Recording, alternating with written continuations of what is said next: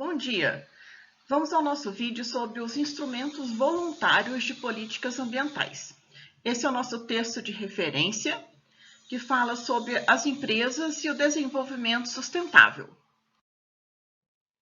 É um texto interessante, dividido em várias pequenas partes, que explica desde o envolvimento do setor empresarial com o conceito de desenvolvimento sustentável e chegando até as práticas de responsabilidade social corporativa de hoje. É interessante que esse texto traz dois conceitos diferentes sobre a participação do setor privado na questão do desenvolvimento sustentável. O de ambientalismo empresarial e o outro sobre a responsabilidade social corporativa. Mas então, logo na introdução, eu gostaria de fazer uma ressalva a algumas opiniões do autor. Em primeiro, coloca que foi a política neoliberal das últimas 3 décadas que teria aprofundado a degradação ambiental. No entanto, não é exatamente o tipo de política econômica que um país adota que vem causando degradação ambiental. Na verdade, qualquer atividade econômica é passível de provocar um impacto. Tanto que existem vários autores, eu ressaltei apenas um deles, que analisando a questão do histórico ambiental, começam lá na Revolução Industrial, passam pelas décadas de 60, 70, 80, onde se percebe um agravamento dessas questões, e isso em todos os países, independente do tipo de política econômica adotado. Por exemplo, no sistema centralizado, que foi da antiga União Soviética, deixou como resultado grandes danos ambientais. Bom, então, independente do histórico de como chegamos até aqui, o fato é que a década de 92, com a conferência da Rio 92, é um marco no aumento do debate internacional sobre a questão da degradação ambiental. E é com esse marco que surge o que os autores chamam de ambientalismo empresarial. Porque, por exemplo, já em 95 surge esse Conselho de Negócios para o Desenvolvimento Sustentável, ou Conselho Empresarial, que era uma reunião de empresas de vários setores econômicos já preocupados com a questão do desenvolvimento sustentável.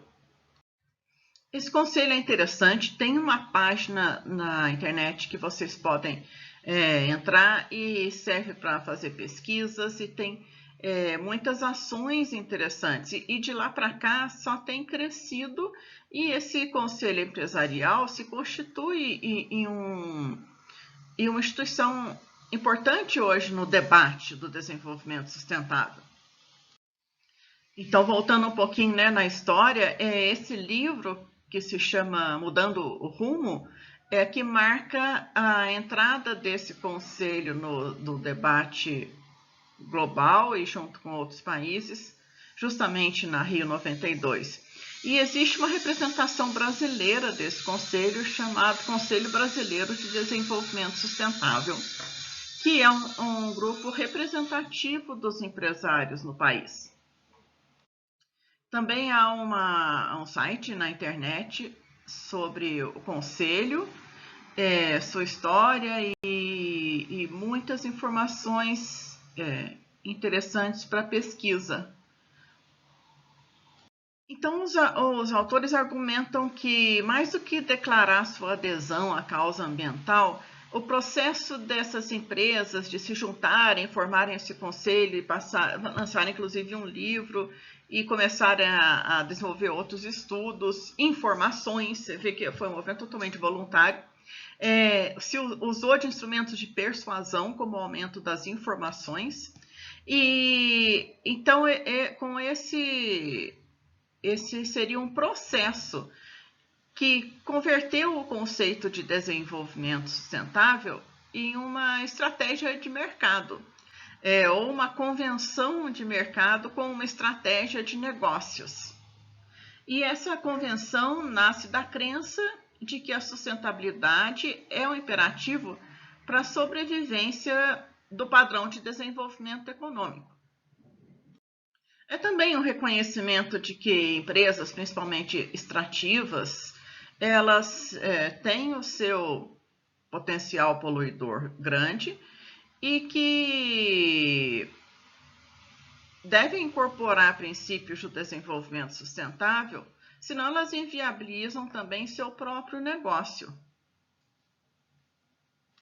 Então, esse movimento ambiental empresarial, ele vai se materializar em sistemas de gestão ambiental, ou seja, os sistemas para reduzir ou eliminar as emissões efluentes, reduzir o desperdício. Isso faz avançar as tecnologias ambientais e promove a junção dos termos eficiência econômica com eficiência ecológica, levando à ecoeficiência. Como a gente viu lá no início do curso, faz parte da evolução do pensamento ambiental. Aos poucos foi ganhando força uma ideia e um sistema de certificações ambientais, que hoje em dia é muito amplo, muito conhecido pelas suas siglas, ISO 9000, ISO 14000, que são certificados de uma organização internacional de padronização. A adoção dessas certificações ela é feita de forma totalmente voluntária pelas empresas, mas ela vem se tornando um padrão, principalmente em empresas maiores. Adotar padrões para sua gestão de qualidade e gestão ambiental. Gestão ambiental é um padrão voluntário de gestão ambiental. Então, todo esse conjunto de sistemas de gestão que vem se montando aos poucos, a partir do que a autora chama de ambientalismo empresarial, ela culmina hoje em ações conhecidas como responsabilidade social corporativa, ou Environmental, Social and Governance, ESG em inglês. Praticamente todas as empresas adotam alguma ação de responsabilidade social e ambiental corporativa. De maneira muito mais marcante a partir dos anos 80. No Brasil, um exemplo é uma instituição chamada Instituto Ethos de Empresas e Responsabilidade Social. Ela é fundada em 98, pouco tempo depois do lançamento daquele livro, Mudando o Rumo, que é de 95, e vem na esteira dessa década de 90, logo após a Rio 92, e foi uma década de muita discussão em torno do conceito de desenvolvimento sustentável. Esse Instituto Ethos chegou a reunir mais de 1.000 associados. Começou com 11 em 98, chegou a ter mais de 1.000. Atualmente, eu procurei no site deles, eles têm 667 membros, que, segundo eles, formam cerca de 35% do PIB nacional. Então, uma entidade importante que já tem mais de 20 anos de funcionamento e já achou o seu local de atuação, já tem o seu reconhecimento como instituição agregadora do pensamento empresarial. Então, entre os instrumentos voluntários, as empresas se juntam voluntariamente nesse movimento e, por exemplo, coordenam um fórum chamado Clima, Ações Empresarial sobre Mudanças Climáticas. Pensam como será a transição para uma economia de baixo carbono. Passam suas informações, por exemplo, com medidas como cartas abertas. Carta aberta ao Brasil sobre mudanças climáticas, quer dizer, passa a ser um ator, o setor privado passa a ser um ator importante na política ambiental. Por exemplo, também, de uns anos atrás, houve essa moratória da soja, uma iniciativa da Associação Brasileira de Indústrias e Óleos Vegetais, a Biov, com a Associação Nacional dos Exportadores. A moratória da soja foi um pacto para inibir o avanço da soja sobre a floresta amazônica. E foi um pacto, então, que envolveu o setor privado, o governo e a sociedade civil.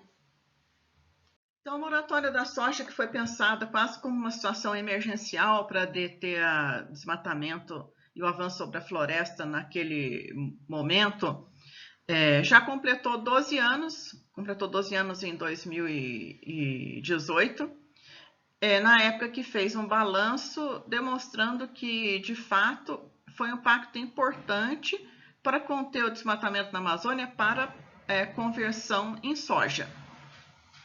Eu fui procurar, inclusive, no site da Abiov o que falam hoje. Então, a moratória da soja é um pacto que continua em vigor. Há questionamentos de outros produtores que não aderiram, se isso seria um mecanismo que esteja criando uma reserva de mercado. Então, há algumas discussões a respeito, mas é um mecanismo que teve seu papel e já teve importantes resultados. É um exemplo de ação voluntária de responsabilidade social corporativa e importante que alcançou no seu pacto os outros setores da sociedade, a sociedade civil e o governo também tomaram parte desse pacto. Um outro instrumento que as empresas têm para exercer sua responsabilidade social corporativa pode ser visto no setor financeiro também. Existem fundos de investimento que já na década de 60 começam a se preocupar com a questão ambiental como um requisito a mais. Esses fundos estão sempre analisando em que empresas vão investir, com uma série de critérios econômicos, potencial de rentabilidade, mas aos poucos vão aparecendo os critérios ambientais. Por quê? Porque a questão ambiental passa a ser um risco, e com a mudança climática mais ainda. Então, as empresas são classificadas de acordo com o seu risco de estarem desrespeitando o meio ambiente ou outras normas da responsabilidade social e ambiental. Então, para alguns fundos, por exemplo, isso significa não investir em empresas ligadas a cigarros ou armas, ou que tenham tido denúncias de trabalho escravo. Ou significa também manter um ranking positivo daquelas empresas que estão demonstrando que têm aderido a esses códigos de boas práticas de fato. Então, esse é um outro exemplo e bastante atual de como as empresas escolhem direcionar suas ações de responsabilidade social. Os frigoríficos, que têm grande envolvimento no uso de áreas, no uso de terras, têm anunciado diversas medidas para afirmar que suas ações estão de acordo com o meio ambiente, que elas não estão promovendo o desmatamento, que é a questão da pecuária e a ligação da pecuária com o desmatamento na Amazônia vem sendo verificada nos últimos anos. Então, principalmente, as empresas querem garantir que elas não comprem de desmatamento ilegal, de pecuaristas que estejam em áreas de desmatamento ilegal. E aí faria uma espécie de cadastro positivo. Por quê? Porque elas têm sido exigidas para elas colocarem a carne no mercado internacional. O mercado internacional tem exigido garantias de que, ao comprar aquela carne, não estão de forma indireta promovendo o desmatamento. Bom, e aí nesse setor de ações voluntárias, não só as empresas, mas a sociedade civil pode contribuir. Existem as chamadas ONGs mais antigas, muito conhecidas, como Greenpeace, WWF, são instituições hoje em dia muito grandes e elas se profissionalizaram ao longo dos anos. e hoje em dia são parceiras de muitas empresas, juntando esforços das suas diferentes estratégias as ONGs podem ajudar as empresas nas suas estratégias de responsabilidade social corporativa. E, às vezes, as grandes empresas acabam por instituir suas próprias fundações ou organizações para gerir os seus projetos sociais e ambientais. Exemplo disso aqui no Brasil são a Natura, a Vale e a CIA, a CIA, elas têm fundações, instituições, que são organizações da sociedade civil, a parte, com sua contabilidade, a parte da sua questão empresarial, com fundos próprios para desenvolver essa linha de responsabilidade social corporativa. Essas três citadas aí, são financiadoras de projetos para outras organizações, por exemplo. E aí, esse texto também retoma um pouco do que a gente falou na governança e na trajetória. No Brasil, nós temos organizações da sociedade civil que têm várias formas. Lembrando que a organização não governamental não é um termo que está na nossa legislação. Nossa legislação adota organizações da sociedade civil, entre elas organizações sociais, OCIPs, as organizações religiosas, sociedades cooperativas, todas elas são formas de participação da sociedade civil. Existe um mapa das OSCs lançado pelo IPEA em julho do ano passado, que conta a existência de mais de 700 mil dessas organizações no país, ou seja, é uma mobilização grande da sociedade em vários setores, e que no Brasil tem essas duas figuras, organizações sociais ou OCIPs, para diferenciar um pouco. As organizações sociais, elas se juntam para prestar algum tipo de serviço para o governo. Então, nesse universo todo que tem fundação, entidade filantrópica, essas organizações sociais que gerem por mandato do governo, e outras que se encaixam na lei das OCIPs, como são conhecidas, organizações sociais de interesse público. Então, existe no âmbito da legislação já um marco bem estabelecido, e esse é um portal muito interessante. Ele começou ano passado, então o portal mesmo diz que ainda está agregando aos poucos informações sobre a atuação dessas ONGs. E a gente viu que informação é sempre importante em qualquer política. Quanto mais informação a gente tiver, melhor para mapear os atores, quem pode auxiliar. Quanto mais a gente conhecer sobre um setor, é melhor em qualquer política. É interessante que, por área de atuação em 2019, as que atuam com desenvolvimento e defesa dos direitos são a maioria. Existem algumas com educação e pesquisa, algumas religiosas, associações profissionais. Agora, essa grande metade colocada como desenvolvimento e defesa de direitos também abrange diversos setores. O que esse site coloca, ele que ainda está tentando refinar a área de atuação específica dessas instituições. Bom, e aí, chegando às conclusões do nosso texto, eu também faço algumas ressalvas do tipo, tem uma frase lá que diz que o empresariado tenta frear críticas mais contundentes à lógica produtivista. Mais ou menos assim, a gente viu que não existe uma coisa única chamada de o empresariado. É uma categoria muito variada, que vai desde as pequenas empresas até os grandes aglomerados, que tem indústria extrativa ou não. Da mesma forma que as ONGs, não existe as ONGs, as sociedades, existem várias, é um universo, é como a sociedade. Então, eu sempre chamo atenção a isso, porque tudo que a gente diz de forma generalizada encobre uma multiplicidade de atores.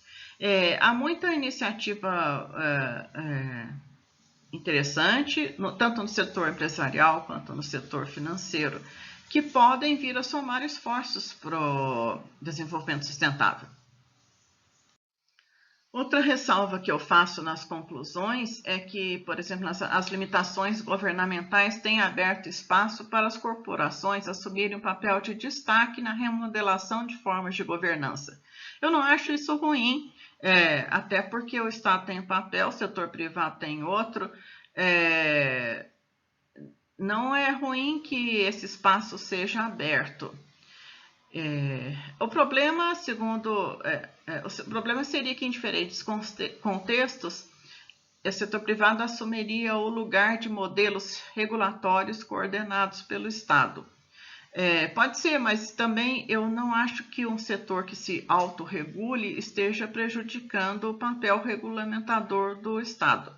Então, olha, isso que eu digo porque a gente adota os nossos textos de referência, eles trazem muitas informações, muitos dados, mas tudo que a gente lê, seja acadêmico, seja jornalístico, de que forma for, a gente no setor acadêmico tem que ter sempre um olhar crítico e de concordar ou não com essas conclusões. E o que a gente vem reforçando e visto em todos os textos desde o início do curso é que, primeiro, a questão ambiental ela é multifacetada.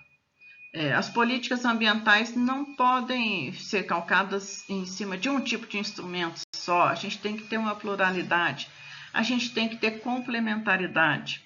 Não precisa ficar em cima de um ator só. Quanto mais atores e agentes influenciando, melhor desenhada fica aquela política. Ou seja, existem critérios de escolha, critérios de aplicação, e é por isso então que a gente estuda quais os instrumentos possíveis, quais os instrumentos de governança e de que forma a gente pode conseguir o desenvolvimento sustentável, mas num esforço complementar entre governo, setor produtivo e sociedade. Não precisa excluir nenhum setor da política ambiental, muito pelo contrário. Cada um tem seu espaço e sua área de atuação.